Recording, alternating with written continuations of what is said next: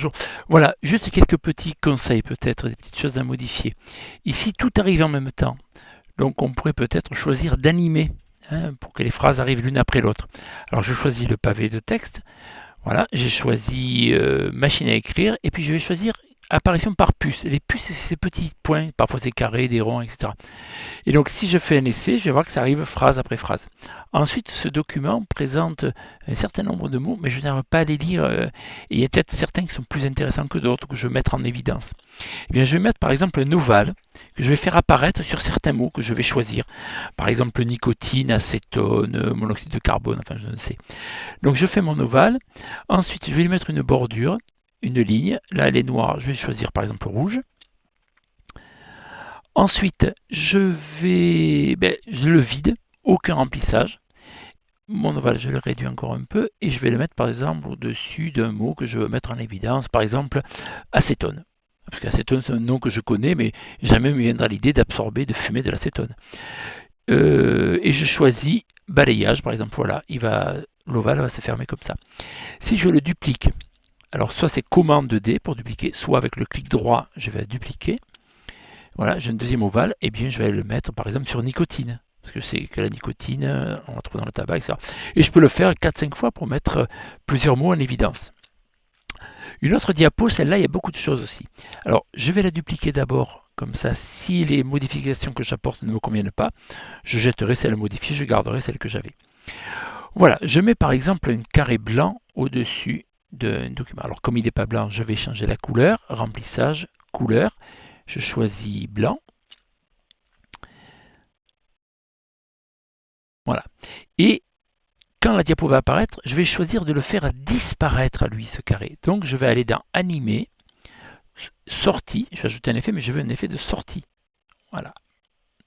Et là, j'en choisis un, on prend au hasard, par exemple flamme, tiens. Voilà. Et quand je cliquerai, hop, la flamme fera disparaître le rectangle. J'ai dupliqué avec commande D, je le mets sur un autre carré, et là, je peux mettre un autre effet si j'ai envie, ou je peux mettre le même chaque fois.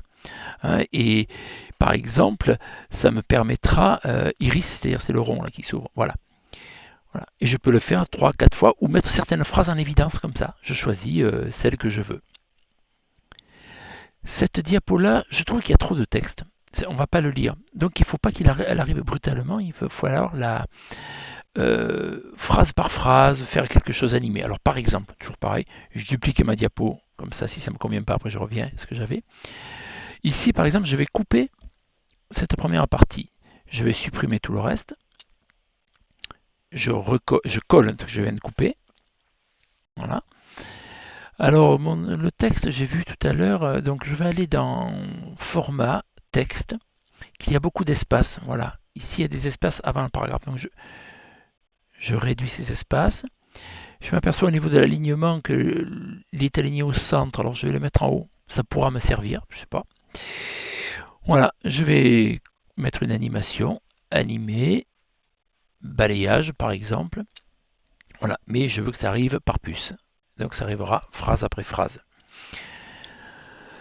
Et puis je peux faire la même chose pour le reste de mon texte. Par exemple, cette phrase qui est en rouge, donc qui semble être importante, je vais l'animer de manière différente.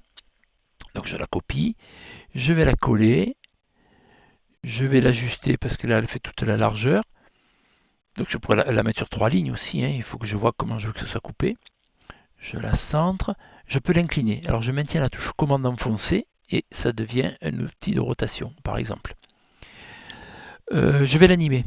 L'animer, je vais donc action par exemple, faire pivoter. Voilà. Alors moi je veux que ça fasse un tour complet. Un tour complet c'est 360 degrés. Donc voilà, quand je le ferai pivoter tout à l'heure, ça fera 360 degrés lors de mon animation. Ah, et j'ai oublié, il faut le faire entrer d'abord, parce que sinon... Donc, je fais d'abord entrer mon texte. Voilà. Je peux... Vous voyez, c'est le numéro 6, et l'ordre, il apparaîtra en 6e position. Donc, je regarde l'ordre de composition en bas, je clique, voilà, une fenêtre s'affiche. La personnalité, c'est ce qui est là. Vouloir, voilà, vouloir prendre. Rite de passage.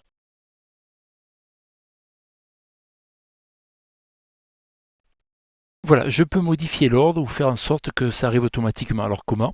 Eh bien, je vais cliquer par exemple après la composition. Donc vouloir, il apparaîtra après personnalité, après la composition. Donc grid apparaîtra après vouloir, et ainsi de suite. Je choisis l'ordre.